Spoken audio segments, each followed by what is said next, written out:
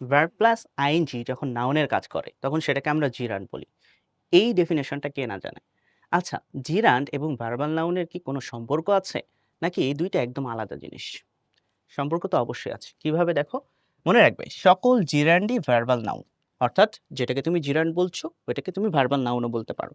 কিন্তু সকল verbal noun কিন্তু জিরান্ড না। কারণ হচ্ছে ভার্বাল নাউন একটা নির্দিষ্ট স্ট্রাকচার ফলো করে। বিষয়টা কেমন? The plus gerund plus of. অর্থাৎ যখন একটা জিরান্ডের আগে দা এবং পরে অফ থাকবে তখন ওইটাকে তুমি আর জিরান্ড বলতে পারবা না। ওইটাকে তোমাকে স্পেসিফিক্যালি ভার্বাল নাউনই বলতে হবে। তাছাড়া যদি এমন হয়, এই যে এখানে দেখো ২ টা শব্দ আছে অ্যারাইভাল আর রিমুভাল। এদেরকে যদি আমি একটু ভাঙি তাহলে অ্যারাইভ প্লাস এল আসছে এবং রিমুভ প্লাস এল আসছে। অর্থাৎ ভার্ব প্লাস এল। তখন সেটা নাউন হয়ে যায়। তাহলে ভার্ব যখন নাউনের কাজ করছে এখানে এল যুক্ত হয়ে, এই ২ টা শব্দকেও আমরা ভার্বাল নাউন বলতে পারবো। এমসিকিউটা দেখো তো, dash is a verbal noun not a জিরান্ড। তার মানে কি? স্ট্রাকচারের একটা বিষয় আছে। কোথায় আছে সেই স্ট্রাকচার? ইয়েস, এইটাতে আছে।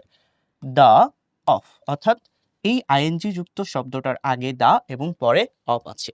সো এইটাকে আমরা আর জিরান্ড বলতে পারবো না, বরং আমাদের এটাকে ভার্বাল নাউনই বলতে হবে।